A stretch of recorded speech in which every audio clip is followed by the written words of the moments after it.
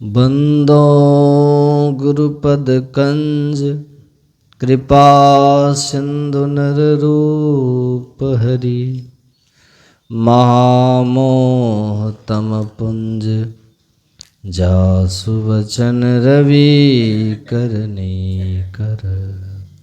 बोलिए प्रेम से श्री सद्गुरु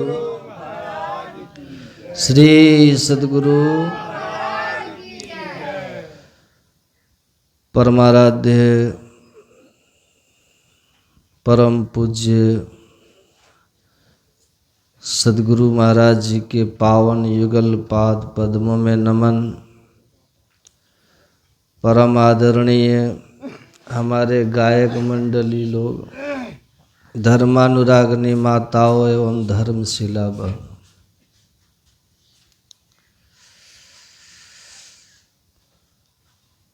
हम लोग अभी सत्संग योग के पाठ में सुन रहे थे। ये जो पाठ है वह यम और नचिकेता का संवाद है। और आपने सुना कि नचिकेता पिता के क्रोधित होकर मृत्यु को दान किए जाने के बाद यमराज के पास गया है और यमराज उसकी पितृभक्ति से प्रसन्न होकर 3 वरदान मांगने को कहा। पहले वरदान में उसने अपने पिता के लिए क्षमा दान मांगा। दूसरे वरदान में उसने यज्ञ की महिमा की बात पूछी। तीसरे वरदान में उसने आत्मा के रहस्य को जानने का प्रश्न किया। और जब नचिकेता ने पूछा कि कुछ लोग कहते हैं कि आत्मा है, कुछ लोग कहते हैं कि आत्मा नहीं है,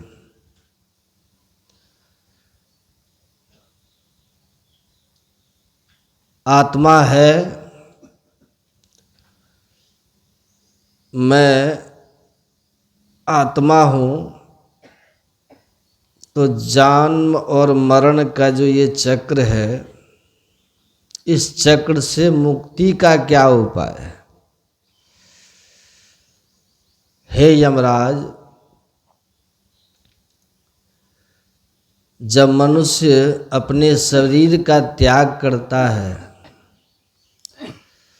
जीव जब मनुष्य शरीर का त्याग करता है तो उसको आपके मेहमान बनने पड़ते।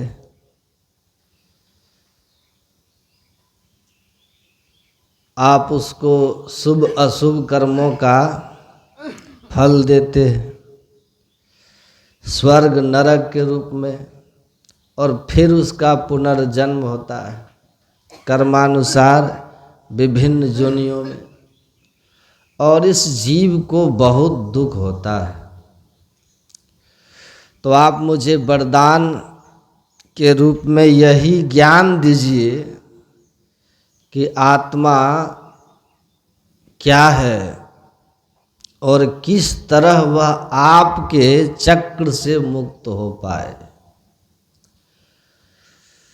मरने के बाद आपका मेहमान न बनना पड़े, जन्म मरण समाप्त हो जाए, ईश्वर का हमको ज्ञान हो, तो आप हमें आत्मा परमात्मा से संबंधी मोक्ष संबंधी ज्ञान दें। नचिकेता ने जब यह प्रश्न किया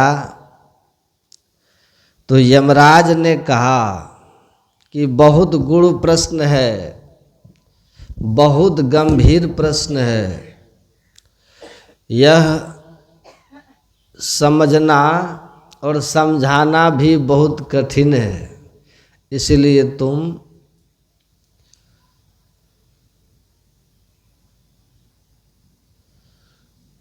इस सवाल का जवाब छोड़ दो, इसके बदले तुम धरती के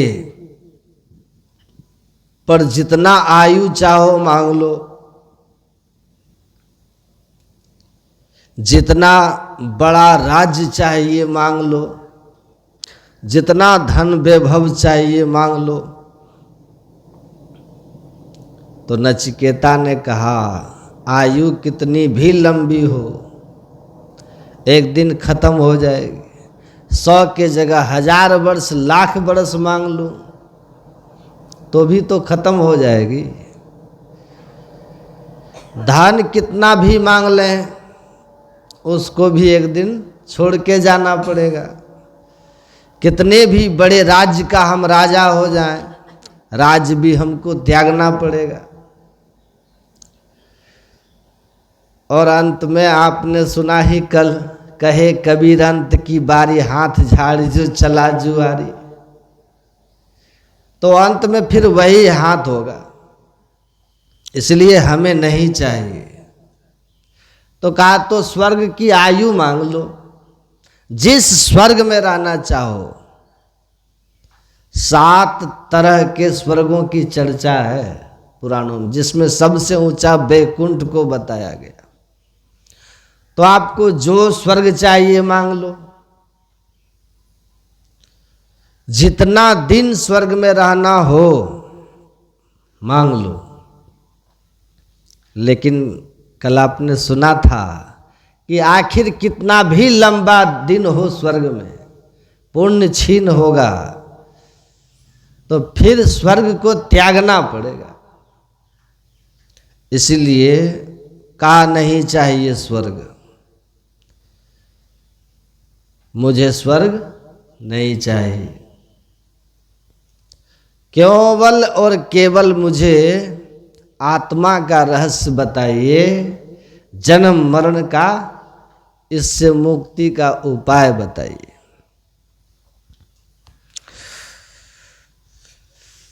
हर तरह से जांचने परखने के बाद यमराज को ये ज्ञात हो गया अच्छी तरह से कि ये नचिकेता संसार के किसी भी प्रलोभन में आने वाला नहीं है, सच्चा अधिकारी है इस ज्ञान का।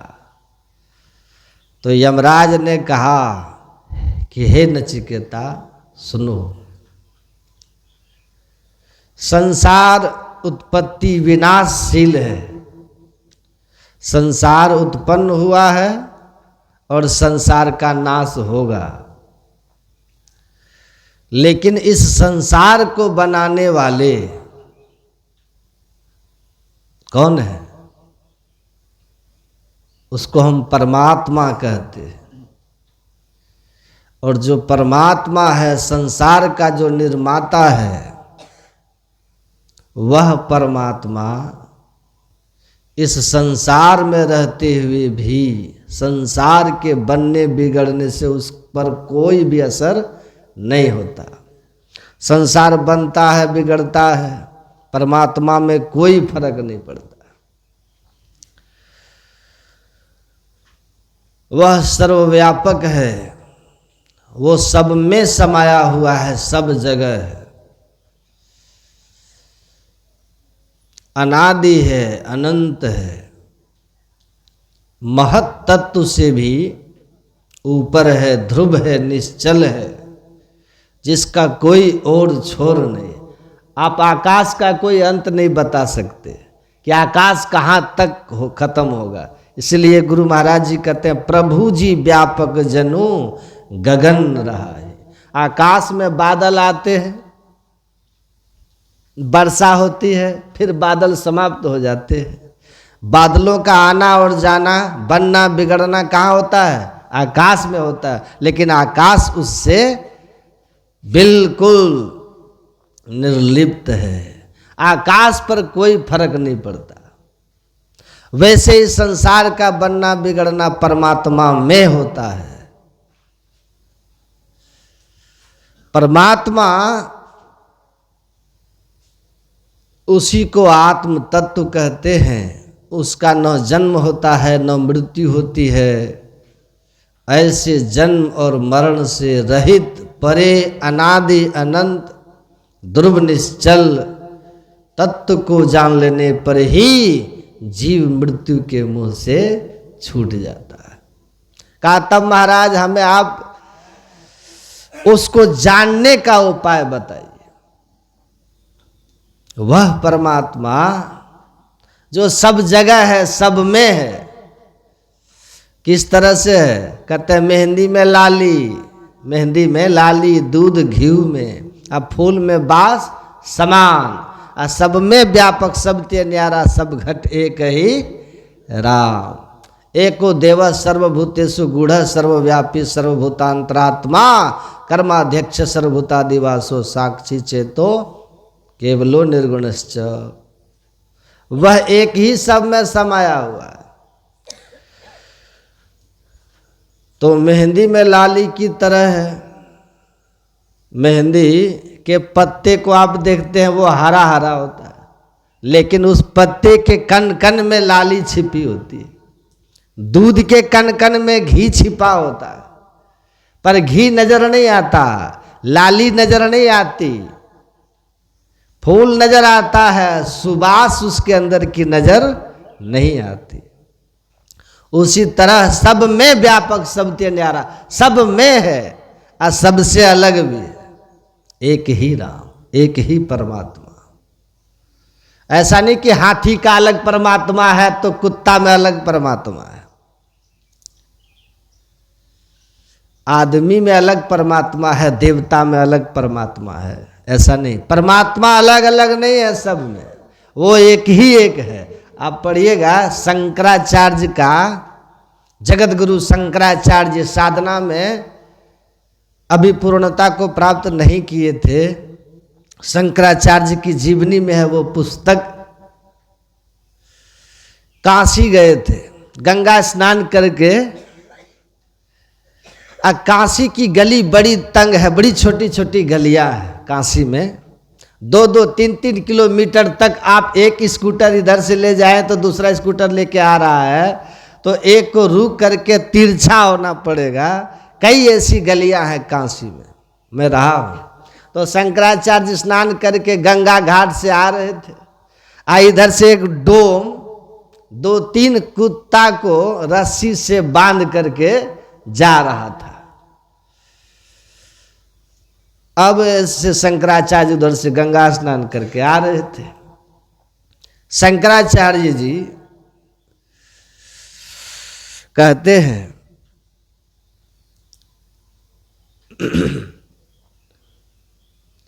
है जी तुम एक साइड हट जाओ, अपने कुत्ते को रोको, एक साइड करो।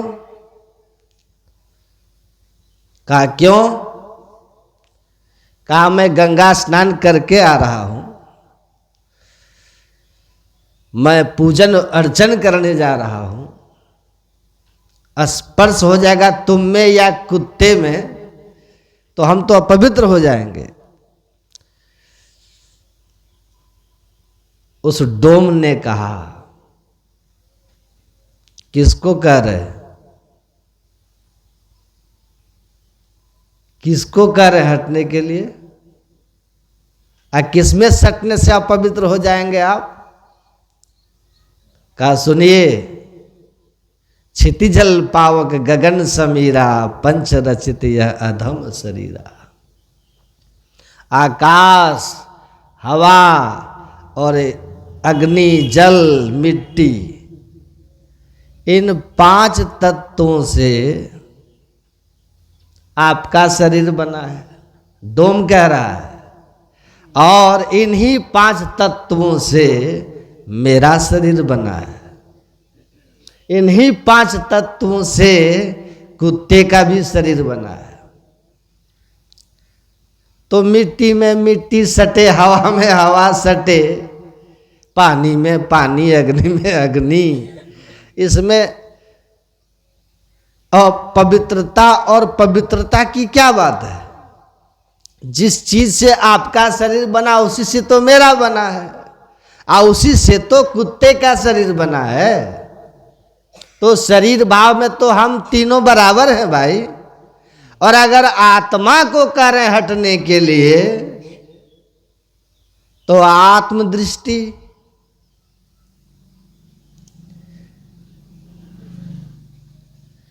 आत्मदृष्टि में तो आप लोग समझ लीजिए, ईश्वर अंश जीव अविनाशी चेतन अमल सहज सुख राशि। जो आत्मा परमात्मा का अंश है, जीवात्मा के रूप में मेरे अंदर है, वही आपके अंदर में है, वही कुत्ते के अंदर में है ना। तो किसको करें हटने के लिए? वही तो कुत्ते के अंदर है, मेरे अंदर है, आपके अंदर है। तो आत्म भाव में भी हम, आप और कुत्ता एक हैं। कुत्ता हम और आप आत्म भाव में भी एक ही है, ईश्वर अंश। और शरीर भाव में भी हम तीनों एक ही है। तो किसको कह रहे हैं हटने के लिए? बताइए, किससे आप पवित्र होंगे आप? तो शंकराचार्य जी ने कहा, आग आग सब एक सी होती है।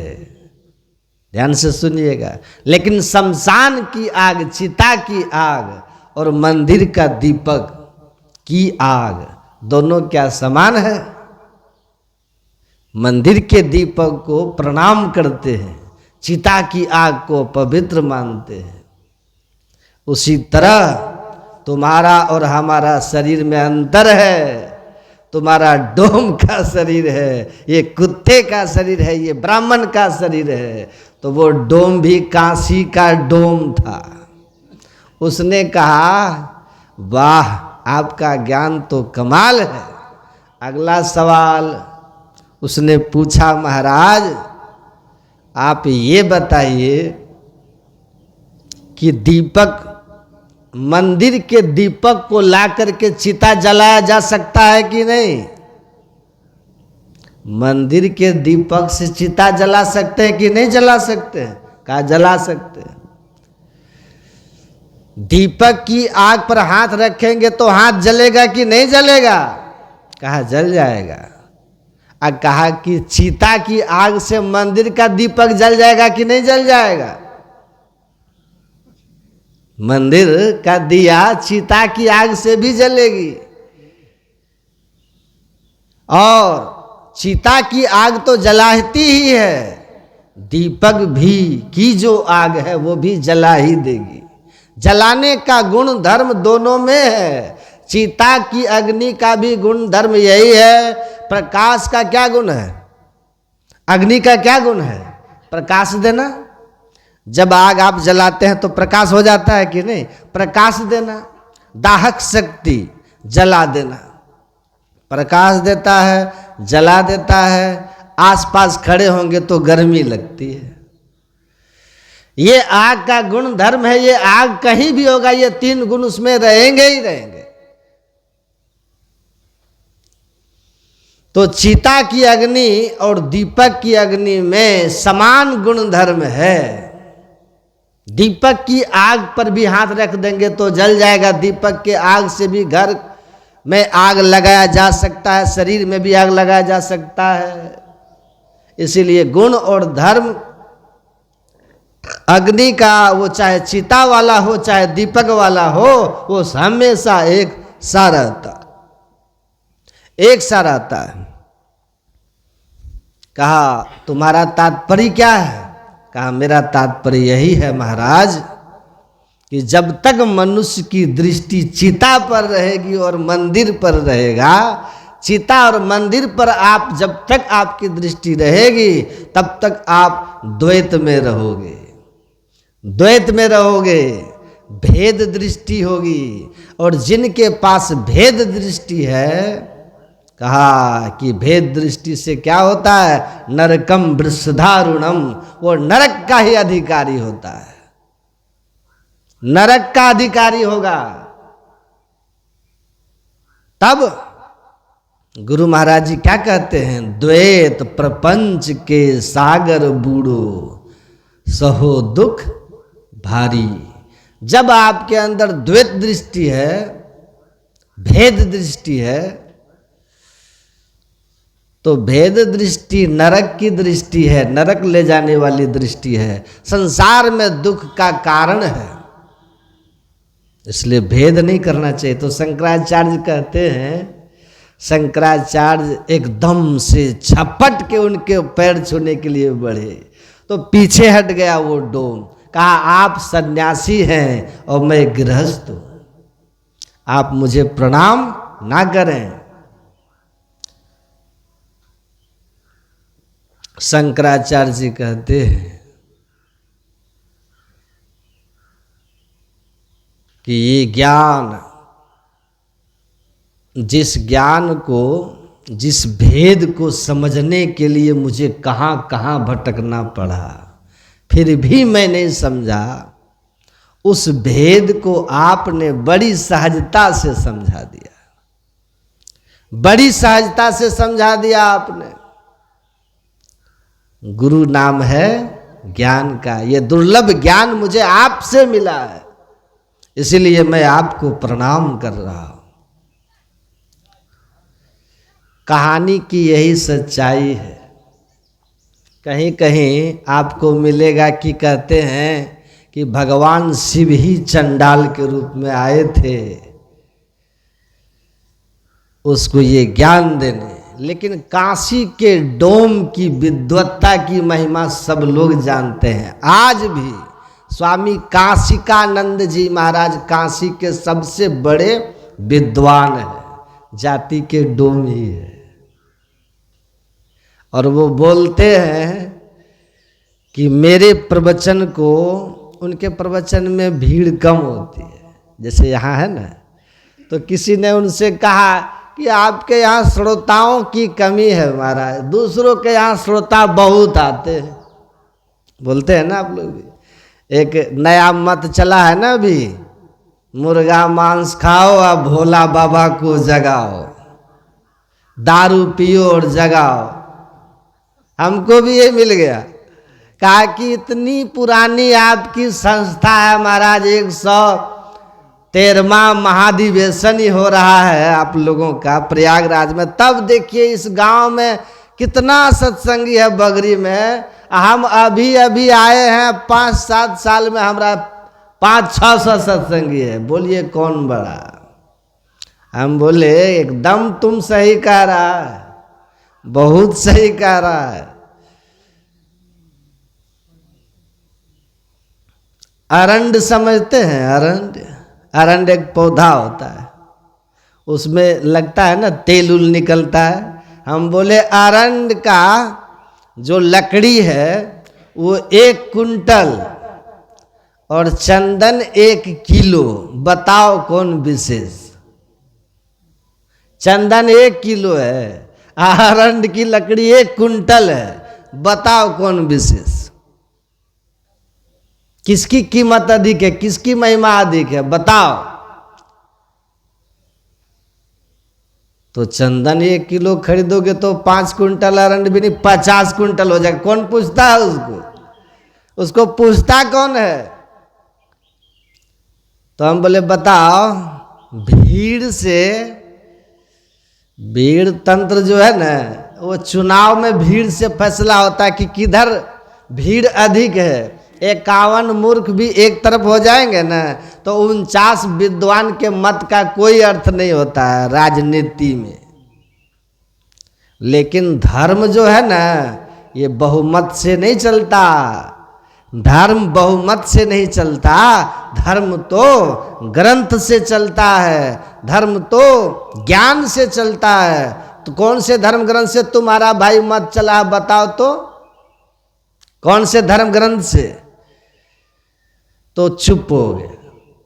तो बहुमत नहीं चाहिए, यहाँ बहुमत नहीं, यहाँ तो शास्त्र मत है। यहाँ न पक्षपात का चुराखो, वेद पुराण संत मत भाखो। तुम बताओ कौन से ग्रंथ में हो? हम तो वेद पुराण, अभी आपको हमने वेद का ही अंश है ये कठोपनिषद, कृष्ण यजुर्वेद का अंश है। आपको हमने वेद से सुनाया, आप लोग कौन से वेद से सुनाते हो भाई? हम रामायण से सामने पाठ करवाते हैं, आपके यहाँ कौन से ग्रंथ का होता है बताओ? कुछ होता है?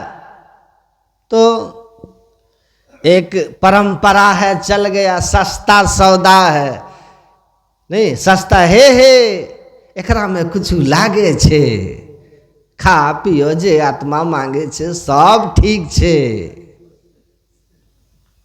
बोलिए श्री, बस एक तो रुद्राक्ष ले ला आ हो गेले, नमः शिवाय, चेला हो गेले।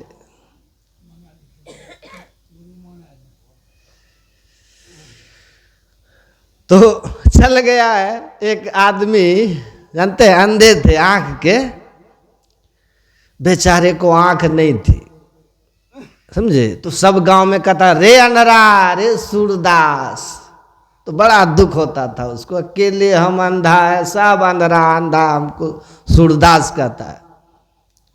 एक दिन वो बैठ गया चौराहे पे, अंधा तो था ही, कहता आह मेरा जीवन सफल हो गया।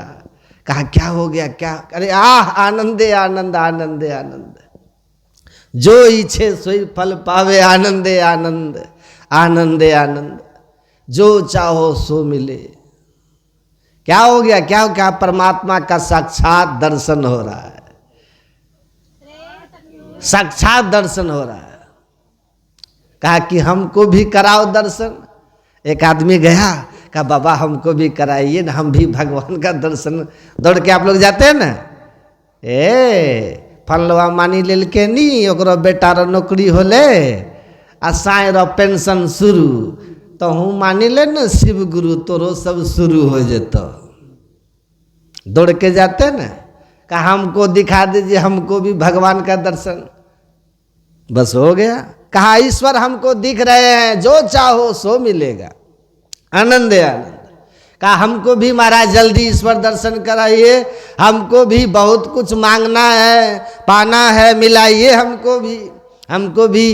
कहा कि बुड़बक पागल, कबीर साहब बोले हैं, सुने नहीं हो, यह उल्टा वेद बिरला कोई बूझे, अब पानी में आग लगे अंधे को सूझे। ये तो अंधा को सूझता है। अब अंधा कबीर साहब किसको कह रहे हैं?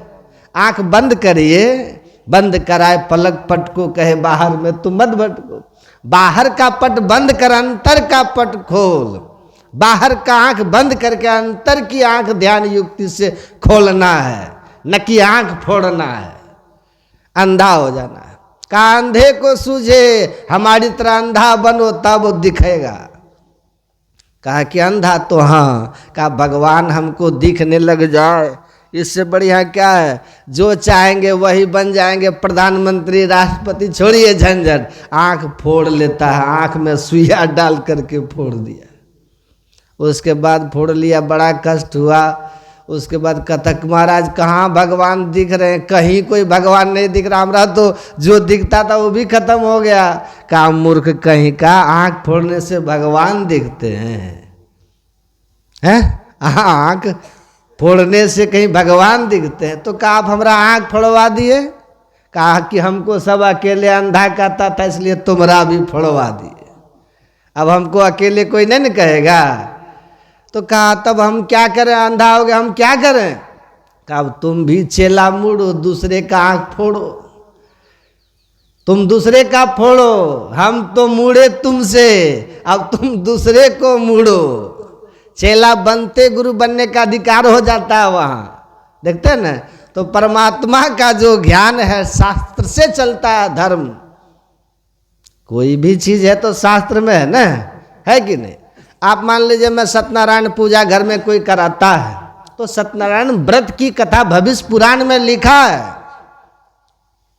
छठ व्रत ही आप करते हैं, तो छठ व्रत का भी महाभारत में प्रसंग आया। चलो उसके फायदे ईश्वर का दर्शन नहीं है, लेकिन पुण्य होने की बात शास्त्र में है। पुण्य मिलता है, पुण्य से आदमी को कुछ समय स्वर्ग भी मिलता है। लेकिन पुण्य छीन होगा तो फिर, कल सुन लिए कि पुण्य छीन होगा फिर पतन हो जाएगा। फिर 84 जाए वाली बात होगी। पर पुण्य तो है,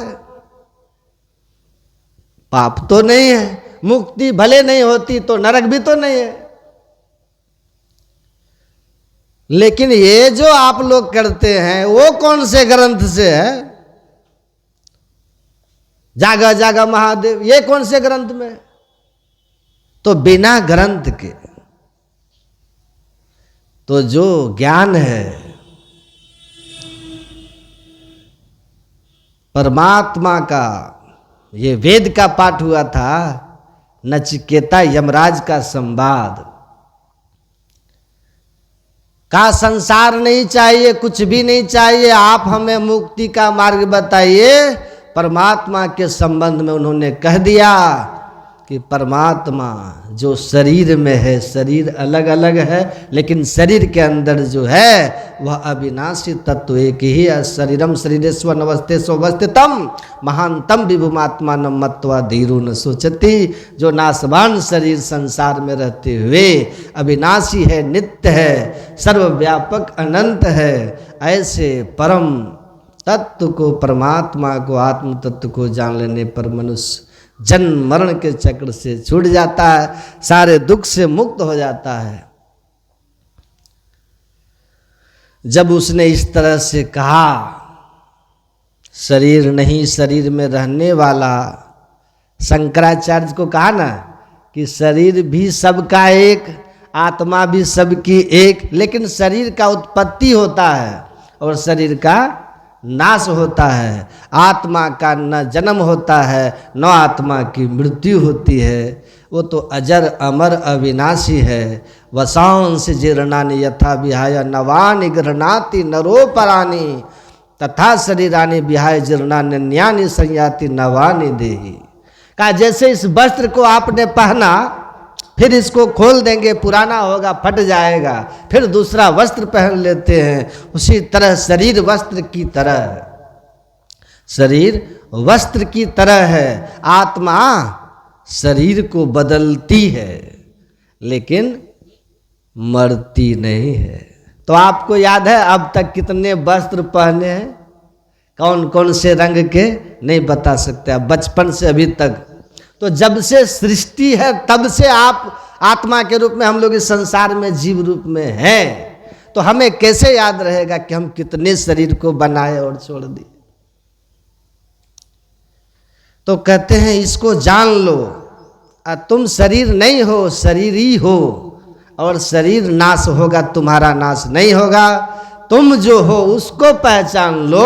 अपनी पहचान जब कर लोगे तो अपनी पहचान होते ही परमात्मा जो सब जगह है उसकी पहचान हो जाएगी, और उसकी पहचान होते ही तुम्हारी मुक्ति हो जाएगी, तुम परम कल्याण को प्राप्त हो जाओगे। तो कहा महाराज उसको पहचानने का उपाय क्या है, ये भी बता दीजिए। उसको पहचानने का उपाय क्या है बता दीजिए। देखिए यमराज कह रहे हैं उठो जागो, उत्तिष्ठत जागृत प्राप्य वरानि बोधत, क्षुरस्य धारा निशिता दुरत्यया दुर्गम पथस्तत्कवयो वदन्ति। काहे नचिकेता, हमने सुना है कि वह परमात्मा जो सब जगह है, सब में है, आकाश की तरह व्यापक है, लेकिन नजर नहीं आता है, क्योंकि गुण घूंघट का पट खोल दे। घूंघट है चेहरे पर, जीव के ऊपर घूंघट है। किसका घूंघट है? माया का, माया का घूंघट है। माया के घूंघट के कारण ही, घूंघट को समझते हैं कि नहीं, ये तो गांव देहात की भाषा है।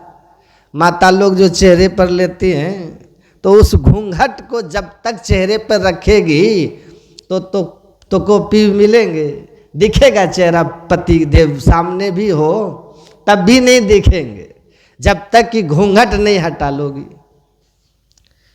पलटू साहब के बुरका डारे टारी खुदा बाखुद दिख रहा है। वो जो मुस्लिम महिलाएं लोग चेहरे पे काला रख लेती हैं, उसको भी नहीं नजर आता। जब पूरा चेहरे को ढकती है, काला वाला पट्टा गिराती है, कहते हैं उस बुरके को हटाइए, और तब देखिए आपको दिखेगा।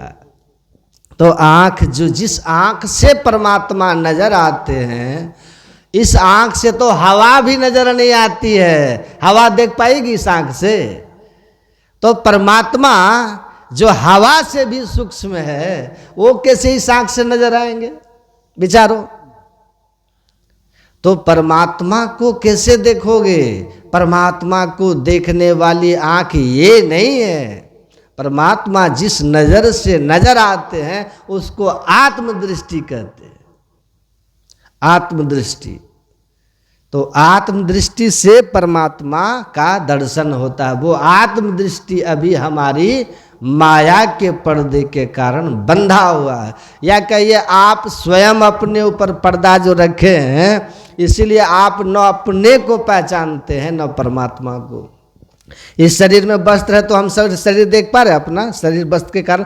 वस्त्र हटाएंगे तो सब अपने शरीर को देखेंगे। वैसे ही आत्मा के ऊपर आवरण है, उसको आप नहीं देख रहे हैं। और एक शरीर रहता ना तो मर जाते तो आत्मदर्शन हो जाता, मुक्ति हो जाती।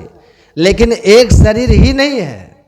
ये जैसे कपड़ा के नीचे हम गंजी पहने हैं ना, कुर्ता, और गर्मी में एक ही चीज हाफ कुर्ता पहन लेते हैं, अभी चादर स्वेटर, तब जाके देह है ना। वैसे ही चेतन आत्मा के ऊपर जड़ का 4 शरीर है।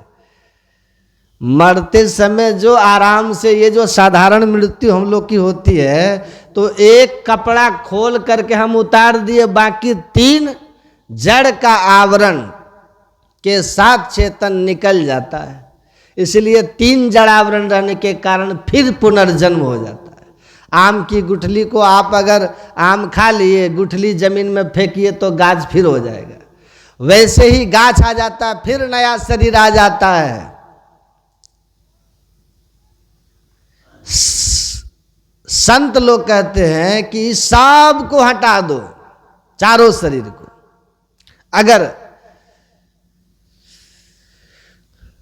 अगर इसको हटाएंगे तब मुक्ति होगी,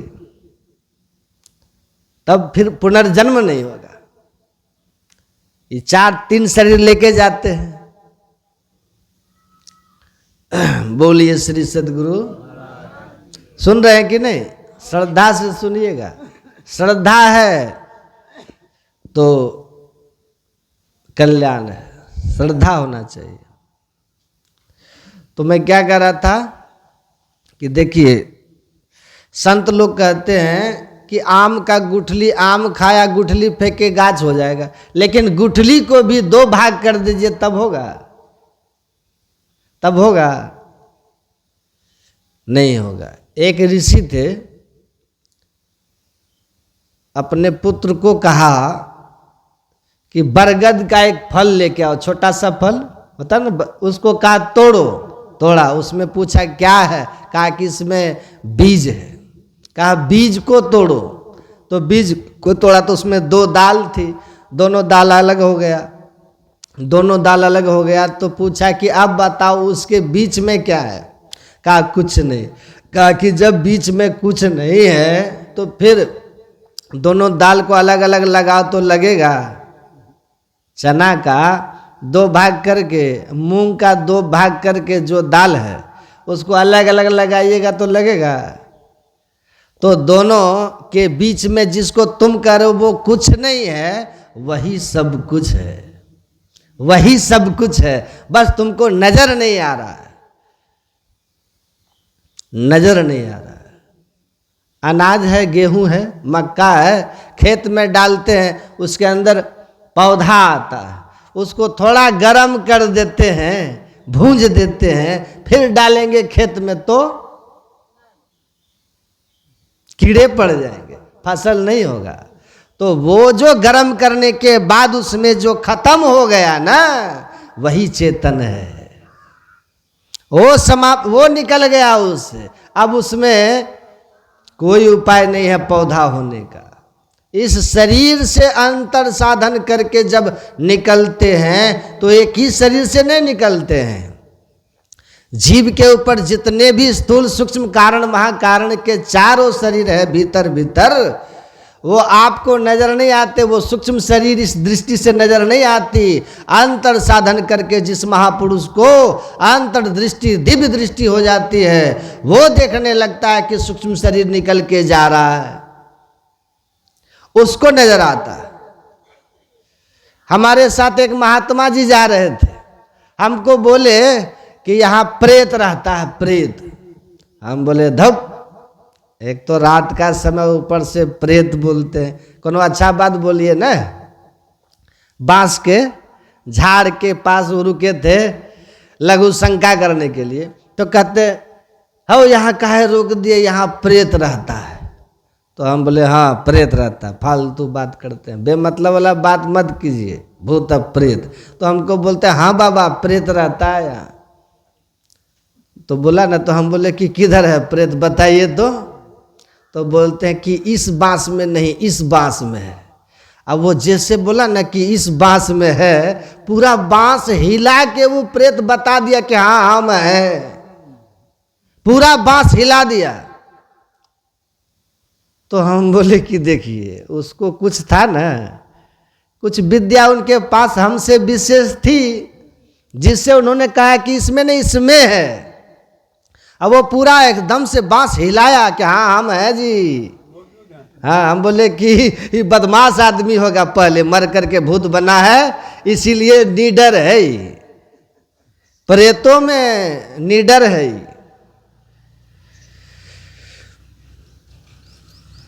तो हम बोले कि चलिए चलिए चलिए, तब यहाँ से चलिए, कौन ठिकाना है इसका, कूद जाए देह पर। ये बदमाश भूत है। एक भूत पकड़ा था एक आदमी को, समझे, वो ओझाया, हनुमान चालीसा पढ़ने लगा, समझे।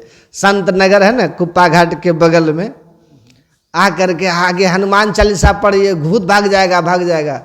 श्री गुरु चरण सरोज रज निज मन मुकुर सुधार, वर्ण रघुवर विमल जसु जो जस जो दाग फल चाहे, बुद्धिहीन तनु जान के सुमिर। जैसे कहा बुद्धिहीन तनु जान के, तो भूत वो साथे साथ बोलने लगा, सुमिरो पवन कुमार कुल बुद्धि विद्या बुद्धि देहु हर हर कलेश विकार। जो हनुमान चालीसा पढ़ रहा था वो कहता सखट भूत है, ये तो खुदे हनुमान चालीसा पढ़ रहा है, ये क्या भागेगा, ये क्या भागेगा हनुमान चालीसा,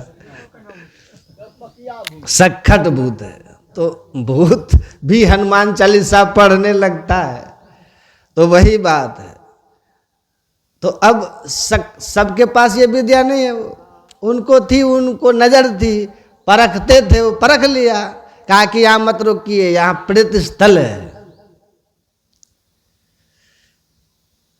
तो उसी तरह जिनको ऐसी विद्या है, एक सूक्ष्म दृष्टि आ जाती है ना ध्यान करके, उसको कहते हैं एक बिंदुता की प्राप्ति। वही बात अभी समझा रहे नचिकेता को यमराज, कि वो जो परमात्मा की ओर जाने वाला रास्ता है ना, जिससे सब शरीर, सारे घूंघट, सारे आवरण से आत्मा मुक्त हो जाती है और अपने को पहचान लेती है कि मैं चेतनात्मा हूँ। अब फिर परमात्मा को भी अपने ही से ही पहचान लेती है कि वो परमात्मा है। चेतनात्मा जब अकेली हो जाती है, जड़ के सब शरीरों से मुक्त होकर के योग साधना के द्वारा, तो फिर अपनी पहचान करती है और फिर अपने से पूरे कण कण में व्यापक परमात्मा को देखने लगती है। तब उसके सामने कोई पर्दा नहीं रहता। जो भगवान अभी छिपे हैं ना, वो उसके लिए फिर प्रत्यक्ष होते हैं। मेहंदी की लाली उसके सामने, दूध के घी उसके सामने हो गया, क्योंकि उसने दूध को मथ दिया है। अब मथ करके उसने मक्खन निकाला है, मक्खन को गर्म करके घी निकाल लिया, तो अब दूध का घी अलग हो गया कि नहीं हो गया, प्रत्यक्ष हो गया ना। उसी तरह महापुरुष कहते हैं साधन करके होगा, लेकिन वो रास्ता जिस रास्ते में घुस करके आप इस माया के आवरण को हटाइएगा, घूंघट के पट को हटाइएगा, तन में पिल पांचों तन पारा, जा पाओ प्रभु सार, पांचों शरीरों को पार कीजिएगा, तो वो रास्ता बड़ा सूक्ष्म है। कितना सूक्ष्म है, कहा छुरस्य धारा निशिता, छुरे की धार की तरह एकदम तीक्ष्ण है और सूक्ष्म रास्ता है। गुरु नानक देव ने कहा खलनी हो तीखी, बाल हो नीकी, छुरे से भी तेज की नोक से तेज और बाल की भी नोक से ज्यादा सूक्ष्म है। गुरु महाराज कहते हैं बाल नोक से में ही दर में ही हो पथ पावे। ये बाल का जो नोक होता है ना, उससे भी ज्यादा में ही महीन सूक्ष्म वो रास्ता है जो आपके अंदर में ईश्वर के द्वारा बनाया हुआ है, जिस राह पे चल के परमात्मा तक पहुंचा जाता है, माया के आवरण से मुक्त हुआ जाता है। लेकिन जब राज ने कहा कि नचिकेता हमने ये सुना है, पर ये रास्ता है कहाँ, उसमें प्रवेश कैसे किया जाता है, ये हम खुद ही नहीं जानते। ये जानना चाहते हो तो किसी संत सदगुरु के शरण में जाओ, वे इस राह पे चल करके पहुंच गए हैं।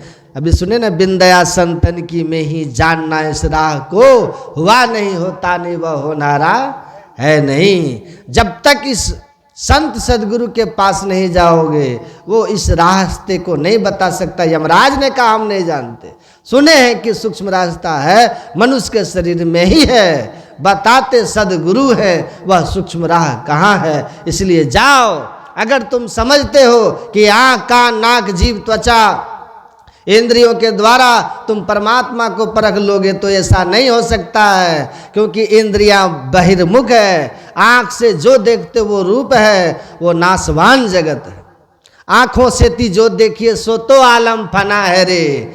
इस आँख से जो देखते वो नाशवान चीज है।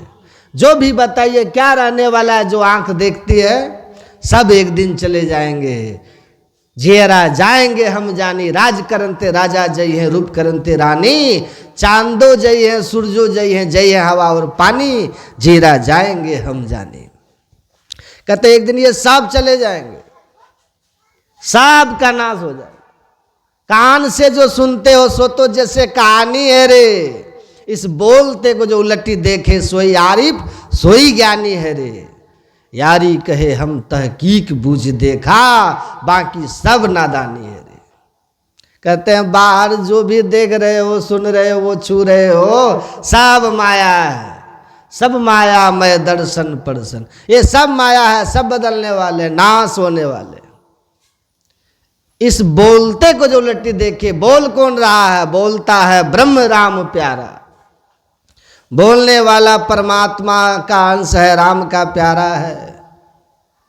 यह परमात्मा का अंश जीवात्मा जो है, वो उस चेतनात्मा की जब तक पहचान नहीं करोगे, संत महापुरुष धर्म ग्रंथ कहते हैं, तब तक अपने आप की पहचान नहीं हो सकती। इसलिए आत्मानम विद्धि, अपनी पहचान करो, अपने को माया से मुक्त कर लो, अब परमात्मा में मिल जाओगे, परमात्मा को पालोगे, जीवन धन धन हो जाएगा। रास्ता सूक्ष्म है, गुरु बताते हैं। इसीलिए कबीर साहब कहते हैं बिना सदगुरु नर रहत भुलाना, खोजत फिरत बाट नहीं जाना। बिन सदगुरु के भुलाए रहते, कहे से कहीं भटकते रहते, यहाँ वहाँ जहाँ तहाँ। लेकिन कोई ध्यावे द्वारिका, कोई जगन्नाथ, साधु संग हरि भजन बिना कछु न आवे हाथ। कुछ नहीं मिलता। तो जो मिलेगा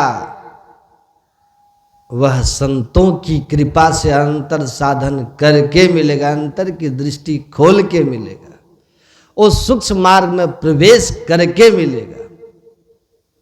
कोई ध्यावत है मथुरा नगरी, कोई जाए बनारस बास करे। जब व्यापक तत्व पहचान लिया तब भ्रम का भंडा फोड़ दिया। उसको पहचान लिया जो सब जगह है, भ्रम का फंडा फोड़ दिया। ऐसी गुरुदेव करी कृपा, मेरे मोह का बंधन तोड़ दिया। मोह मतलब अज्ञानता, अज्ञानता का बंधन था कि काशी मथुरा प्रयागराज में मिलेंगे। मीराबाई को जब बैराग हुआ ना, घर छोड़ी, तो कहाँ कहाँ नहीं भटकी कृष्ण की खोज में। लेकिन जब संत रविदास जी काशी में मिले और उसको यही ध्यान बताया, सेज सुखमना मीरा सोए। सुषुम्ना ध्यान, बिंदु ध्यान, दृष्टि योग, शिव नेत्र का ध्यान, उस ध्यान में जब उसको सफलता मिल गई मीरा को, तो मीराबाई यही बात कहती है, जिनके पिया परदेश बसत है, लिखी लिखी भेजे पाती। पहले चिट्ठी चलती थी ना, तो कहते जिनके पिया परदेश में, वो चिट्ठी भेजती, अपना हाल चाल सुनाती है। मेरे पिया मेरे हिये बसत है, बात करूं दिन राती। मेरे पति तो मेरे हृदय में बसते हैं, उनसे दिन रात बात होती है। न पल बिछड़े पिया हमसे, न हम बिछड़े पियारे से। उसी से नेह लागी है, हमन को बेकरारी क्या। वो अब हमसे एक पल बिछुड़ते ही नहीं, क्योंकि हमने उनको अपने में प्रीतम पावे, तपन यह जिए की बुझावे। अपने में पिया को पा लिया, जो तड़प थी जिंदगी की वो खत्म हो गई। नहीं हरवा हमका नहीं भावे, कबीर साहब कहते, नहीं हरवा हमका नहीं भावे। साईं की नगरी परम अति सुंदर, जहां कोई जाए ना आवे। पानी पवन तह चांद न सूरज को संदेश पहुंचावे। आगे चलूं पंथ नहीं सूझे, पीछे दोष लगावे। कहीं विधि ससुरा जाऊं मोरी सजनी, बिरहा जोर जगावे। अब बिन सतगुरु कोई नहीं आपन, जो यह भेद बतावे। जब तक सदगुरु नहीं मिलेंगे, तब तक आप और आपके पिया परमात्मा एक ही शरीर में हो। तू और तेरे पी भी घटी अंतरे। आप और परमात्मा तो सब जगह है, तो आपके अंदर भी है, आप अपने शरीर में तो हो ही हो। दोनों एक ही शरीर में, लेकिन घट ही में परदेश। मिलन नहीं होता, आप खोजते चलते हो, कहाँ कहाँ भटकते चलते हो। संत मिलते हैं, बता देते हैं कहाँ भटक रहे हो, क्यों भटकता फिर रहा तू है तलाशे यार में। रास्ता शहरग में है दिलबर पे जाने के लिए, वो रास्ता तुम्हारे ही अंदर है। देखिए भगवान बुद्ध ध्यान कर रहे हैं परमात्मा को पाने के लिए। आज टीवी देखते होंगे, तो हम भी देखे टीवी में कि मोदी जी जा करके कहाँ गुफा में आंख बंद करके बैठे हुए थे, केदारनाथ में मोदी जी ध्यान कर रहे थे। देखिए ध्यान ही मोक्ष का एकमात्र उपाय है। ध्यान यही असली भक्ति है। जिस भक्ति में ध्यान नहीं है ना, उस भक्ति से सुख और शांति जीवन में नहीं आने वाली। अब मुक्ति तो बड़ी दूर की बात है, मुक्ति तो बड़ी दूर की बात है, शांति भी जीवन में आपको नहीं मिलेगी। कितना भी उपाय कर लीजिए। मास फागुन मस्त हो के किए बहुत बनाव हो, ऊंचे महलन जड़ित मणिगण आ सुख तबहु नहीं पाव हो। कुल भलरु रूप भलरु त्रिया भल पायो सही, आ शांति तबहु ना मिले बिनु ध्यान के सपनों कहीं। स्वप्न में भी संभव नहीं है। जो ध्यान नहीं करता उनको परमात्मा की प्राप्ति, सुख और शांति जीवन में मिल जाए। इसीलिए ध्यान ईश्वर भक्ति का मूल साधन है। इससे इतर भक्ति जो है आसार भक्ति है, आपको थोड़ा पुण्य दिलाकर स्वर्ग दिला सकती है, लेकिन आपका जीवन शाश्वत सुख शांति जीते जी प्राप्त कर ले, ये तो केवल ध्यान से संभव है। इसीलिए ध्यान करना चाहिए, ये भक्ति का मेन स्रोत है।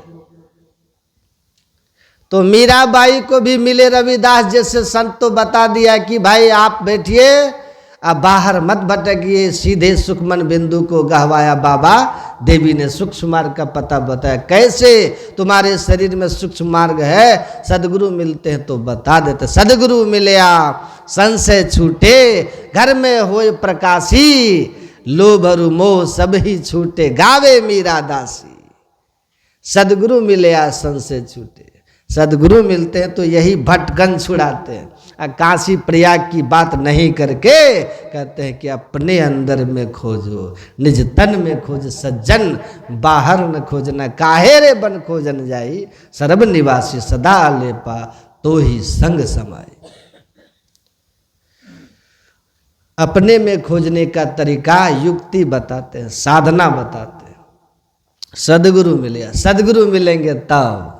अने तो आजकल बहुत गुरु है, मुर्गा अंडा खाओ फिर भी गुरु है कि नहीं? सीधे गुरु है। एक गुरुजी थे स्कूल में, पढ़ाने वाले गुरुजी कुर्सी पर सो गए थे। आज जिला शिक्षा पदाधिकारी आ गए अचानक, तो एक कुर्सी पे सो रहा था। शिक्षक पूछा, क्या पढ़ा रहे थे? है क्या कर रहे हैं? तो कहा सर पढ़ा रहे थे। क्या पढ़ा रहे थे? आप तो सो रहे थे। कहा नहीं सर हम सो नहीं रहे थे। तब? कहा हम इन लोगों को रामायण की बात बता रहे थे, रामायण की बात बतला रहे थे। अब बच्चों को उसी में ही लोगों को हम दिखा रहे थे कि कुंभकर्ण कैसे सोता था, प्रैक्टिकल दिखा रहे थे सर, इसी में आप आ गए। तो आपको लगा कि हम सो रहे, हम सो नहीं रहे थे सर, हम इन लोगों को करके दिखा रहे थे कुंभकर्ण इसी तरह खराटा मार के सोता था। तो शिक्षा पदाधिकारी बोला कि अच्छा तो क्या पढ़ा रहे थे? तो कहा सर कि सीता स्वयंवर पढ़ा रहे थे। अब पढ़ाए उढ़ाए कुछ नहीं थे, सोए हुए थे। तो कहा सीता स्वयंवर पढ़ा दिए? तो कहा हाँ सर पढ़ा दिए थे। तो कहा कि तब हम पूछते हैं बच्चों से। कहा है जी लड़के सब बताओ, शिव का धनुष किसने तोड़ा? भगवान शिव का धनुष किसने तोड़ा? सीता स्वयंवर में भगवान राम ने क्या तोड़ा था? शिव के धनुष कोई न तोड़ने वाले से सीता की शादी होनी थी, कोई नहीं तोड़ सके, तो भगवान राम ने तोड़ दिया तो सीता से शादी हो गई। तो उन्होंने कहा सीता स्वयंवर में तो धनुष ही न टूटा होगा। तो पूछा कि शिव का धनुष किसने तोड़ा? तो बच्चा सब कहता है, क्या बोलो? कहा सर हम नहीं जानते हैं सर किसने तोड़ा। कहा अच्छा ठीक है तुम बताओ जी किसने तोड़ा? कहा सर हमने नहीं तोड़ा, हमने नहीं तोड़ा। तीसरा से पूछा है तुम बताओ?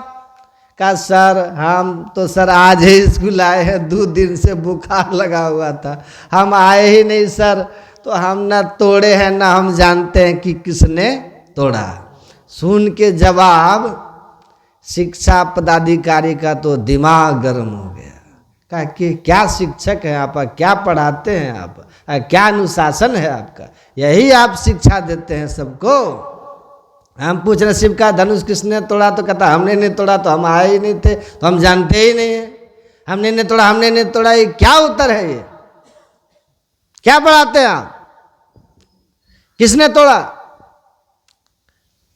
तो शिक्षक कहता है टीचर कि देखिए सर बच्चों के तरफ से हम माफी मांगते हैं, ये लोग बच्चा है, गलती से कोई तोड़िए दिया होगा शिव का धनुष, तो आप इतना नाराज काहे हो रहे हैं? गलती से कोई शिव का धनुष तोड़ ही दिया होगा तो आप इतना नाराज काहे हो रहे हैं? अब जो ये शिक्षा पदाधिकारी थे इतने गुस्सा हुए, कह रही तो मास्टरों नहीं जानता है, अब पढ़ा रहा था सीता स्वयंवर, कहता बच्चा लोग गलती से तोड़ दिया होगा। गया हेड मास्टर के पास, कहा सर इस स्कूल को हम बंद करवा देंगे। क्या हो गया सर? कह रहे आपका टीचर सो रहा है कुर्सी पे, पूछने पे कहता सीता स्वयंवर पढ़ा रहे, बच्चों से पूछे शिव का धनुष किसने तोड़ा, तो कहता हमने नहीं तोड़ा, हमने नहीं तोड़ा। और बच्चे कहे तो कहे हम मान गए, लेकिन ये टीचर से पूछे कि यही सिखाए बच्चों को, बताइए शिव का धनुष किसने तोड़ा? वो कहता हमने नहीं तोड़ा, हमने नहीं तोड़ा। तो आपका ये शिक्षक जानते हैं क्या कहता है कि सर नाराज मत होइए, बच्चे हैं गलती से तोड़ दिए होंगे, इनके तरफ से हम माफी मांगते हैं। ये जवाब था। बताइए ऐसा बोलना चाहिए कि बच्चे हैं गलती से तोड़ दिए होंगे? यही जवाब इस टीचर का। हेडमास्टर कहा कि सर वो तो बच्चों की बात छोड़िए, टीचर को ऐसा नहीं बोलना चाहिए, उनको समझना चाहिए वस्तु स्थिति को। आप नाराज ना हो सर, हम हैं ना सर, हम हैं ना सर, एक धनुषे का न बात है, मध्याह्न भोजन से कुछ पैसा बचता है ना, बनवा करके आपको पहुंचवा देंगे।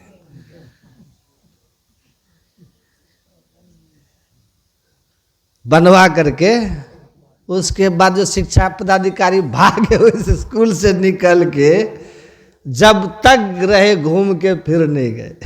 बोला बाप रे कौन जाएगा। तो गुरु नाम है ज्ञान का। गुरु मतलब आजकल यही गुरु है, लोग जो है ना वो यही गुरु है, खाओ पियो और जगाओ। असली गुरु कौन है? कबीर साहब कहते हैं इस तन में मन कहाँ बसत है, निकस जाए कहीं ठौर, गुरुगम हो तो परख ले ना तर कर गुरु और। अगर वो गुरु जो ये बता सके शरीर में जीव कहाँ रहता है, तब वो गुरु करो और नहीं तो गुरु छोड़ो, ना तर गुरु और कोई और गुरु धारण कर लो, और नहीं तो कल्याण नहीं होगा। आंधर गुरु बता चला, दोनों नरक में ठेलम ठेला। तो गुरु गुरु होना चाहिए, यही भेद जो बता दे। गुरु महाराज हमारे बताते हैं इस वेद को कि सूक्ष्म मार्ग कहाँ है। नैन माही नेत्रस्थम जागृतम विद्यात, दोनों आंखों के ठीक मध्य में शिव नेत्र सुषुम्ना सहरग सूक्ष्म मार्ग है। उसी सहरग सुषुम्ना सूक्ष्म मार्ग में जीव जागृत अवस्था में रहता है। अभी आप इस शरीर में कहाँ है? कपार पे की पीठ पर, शरीर रूपी घर में ये जीव जागृत अवस्था में दोनों आंखों के बीच सुषुम्ना में रहता है, शिव नेत्र में रहता है। और वहाँ से उसकी चेतनधार आँख कान नाक जीभ में जुड़ जाती है। बल्ब जैसे जलता है, उसका लाइट पूरा फैलता है ना कमरे में, वैसे ही जीव जागृत अवस्था में यहाँ रहता है और चेतन की धारा प्रकाश की तरह पूरे शरीर में फैल जाती है। तो चींटी भी पैर पर चढ़े तो आप जान जाते हैं। जब आप सोते हैं तो चेतन की धार सिमट जाती है, सिमट करके जीव उतर जाता है कंठ में। कंठ में जब आता है तो शरीर की सारी इंद्रियों से छूटता है, लेकिन मन बुद्धि चित्त अहंकार अंदर की सूक्ष्म चार इंद्रियां जीव के साथ रहता है। तो मन के साथ में रहने के कारण कंठ में आकर के स्वप्नावस्था में वह रहता है, स्वप्न देखता है। और जब गहरी नींद में जाता है, जब स्वप्न भी नहीं रहता, हृदयस्थम सुसुप्तम तू, हृदय में जब आ जाता है, तब उस समय मन बुद्धि और अहंकार ये तीनों भी छूट जाते हैं। केवल साथ में रहता है चित्त इंद्रिय। चित्त इंद्रिय का काम है चित्तेत करना, सुसुप्ति ही कंपन करना। चित्त इंद्रिय के कारण कंपन होता है जीव में, जिससे शरीर में श्वास की गति धड़कन सब चलता है, आप जीवित रहते हैं। फिर जगते हैं, कंठ में आते हैं, स्वप्न देखते हैं, फिर दोनों आंखों के बीच में वहां पहुंचते हैं, जग जाते हैं, चेतनधार संपूर्ण शरीर में चली जाती है। पूरे शरीर का ज्ञान, संसार का ज्ञान आपको होने लगता है। तो यहाँ तो हम आते जाते रहते हैं। महापुरुष कहते हैं यहाँ से ऊपर चलिए, नीचे मत उतरिए, ऊपर उठिए। सूक्ष्म मार्ग में जाने के लिए ऊपर उठिए। वो ऊपर उठने के लिए फैले हुए चेतनधार का सिमटाव कीजिए। गुरु महाराज कहते हैं मन तुम बसो तीसरो नैना मह तह से चल दीजिए। जहाँ आप बैठक में हैं वहाँ से ऊपर की ओर चलिए। वो रास्ता सूक्ष्म है, अपने को समेटिए। समेटने के लिए पहले दीक्षा में गुरु मंत्र बताया जाता है कि आप राम राम कृष्ण कृष्ण गुरु गुरु, जो भी आपको दीक्षा में मंत्र दिया गया उसको आप एकाग्र चित्त होकर के मंत्र का जप कीजिए। मंत्र जप करने से आपका मन शुद्ध होगा, मनोवृत्ति सिमटेगी, बहुत तरह के ख्याल हट जाएंगे, केवल गुरु का मंत्र ही रह जाएगा। जब गुरु मंत्र से मनोवृत्ति सिमटेगी, आपके चित्त में शुद्धि होगी। और गुरु मंत्र के सतत जप करने से गुरु महाराज कहे ये कल्प वृक्ष है, कल्प बिटब है, इसको जपने वाला जो इच्छे सोई फल पाए, जो इच्छा करता है उसको प्राप्त हो जाता है। शुभ सारे शुभ इच्छाओं की पूर्ति होती है, काल उसको नहीं छेड़ता है। इसलिए गुरु मंत्र का जप करो। उसके बाद फिर मंत्र जप करना छोड़ करके कहते इष्ट रूप का ध्यान करो। भगवान कृष्ण ने भी कहा मंत्र जप करने के बाद ये उद्धव पहले मेरे सर्वांग का ध्यान करो। इंद्रियान इंद्रियार्थे बेमन से कृष्ण तन मना बुद्धिया सार्थी न धीर प्रणेन मई सर्वता। पहले सर्वांग का ध्यान कीजिए और तब सर्वांग से भी अपने मन को समेटने के लिए केवल मुखार बिंद का ध्यान कीजिए। जिस इष्ट को मानते हैं, जिस भगवान को दीक्षा के समय ध्यान के लिए बताया गया, मंत्र जपने के बाद पहले उनके पूरे शरीर का, फिर उसके केवल सर्वांग का ध्यान, केवल मुखारविंद का ध्यान कीजिए। मुखारविंद जब आपके अंदर में कुछ काल स्थिर हो जाए तो मुखारविंद को भी प्रणाम करके मन ही मन छोड़ दीजिए और तब उस सूक्ष्म मार्ग में प्रवेश करने के लिए सुषुम्ना का ध्यान, बिंदु का ध्यान, प्रकाश का ध्यान कीजिए, शिवनेत्र खोलने का ध्यान कीजिए। जो शिवनेत्र अभी बंद है ना, उसको खोलने के लिए दृष्टि योग कीजिए। तो क्या करते हैं, कैसे खोलते हैं?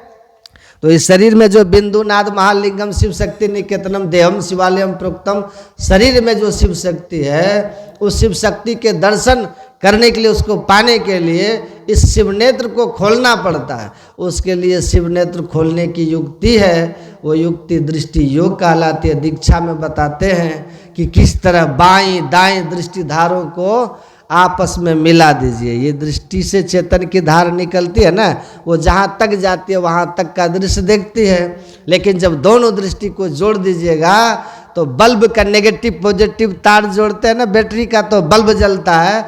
वैसे बाएं दाएं दृष्टि की धारों को जोड़ने की कला से, गुरु की युक्ति से जोड़ दीजिएगा ना, जिससे दोनों दृष्टि धारें आपके जाके मिलेगी, अंधकार में प्रकाश हो जाएगा, ज्योतिर्मय बिंदु आपको प्रत्यक्ष हो जाएगा। वो जैसे बिंदु का दर्शन होगा, समझिए बाट खुली तब जानिए अंतर भया उजास, अंदर का सूक्ष्म मार्ग खुल गया। आप पिंड से ब्रह्मांड में, अंधकार से प्रकाश में चलेंगे, दिव्य दृष्टि हो जाएगी आपको। दिव्य चक्षुषो अचरज पेखे याजक सुख तुच्छ कर लेखे, संसार का सुख उस अंदर के सुख के सामने तुच्छ है। आप उस दिव्य दृष्टि से अब स्वर्ग नरक सब देखिएगा, सूक्ष्म लोक तक देखिएगा, देवी देवता सबको देखिएगा। ऐसी दृष्टि आपको हो जाएगी। बैठे बैठे एक बिंदुता दूरबीन हो, दूरबीन वाला आँख में दूरबीन लगाइएगा ना, यहीं बैठे हैं कहाँ कहाँ का दृश्य देखता है। वैसे एक बिंदुता आती है, दिव्य दृष्टि खुलती है, यहीं बैठे ब्रह्मलोक में क्या हो रहा है, शिवलोक में क्या हो रहा है, धरती के नीचे क्या है, पहाड़ के नीचे क्या है, धरती पर कहीं कुछ हो रहा है, स्वर्ग नरक सब कुछ आपको उस दिव्य दृष्टि के प्रकाश में प्रत्यक्ष हो जाएगा।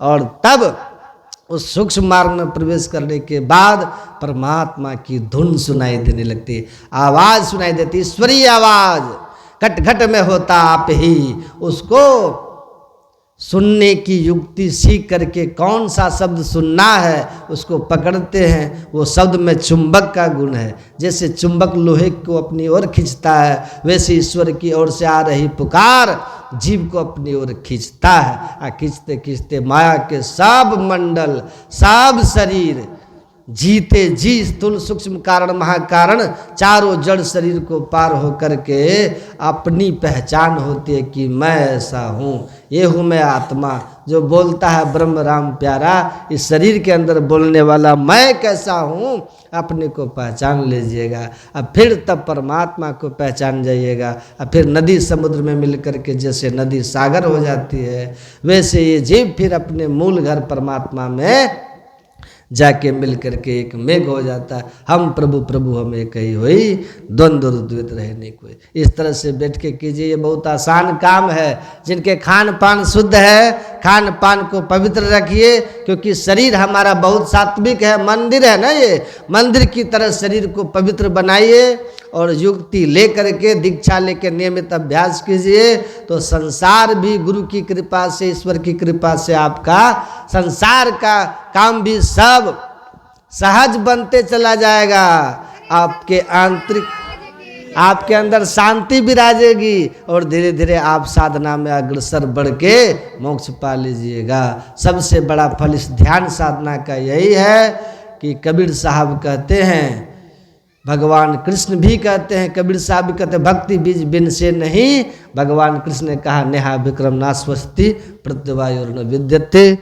इस ध्यान योग का एक फल यही है कि आप इसका नियमित अभ्यास करिएगा।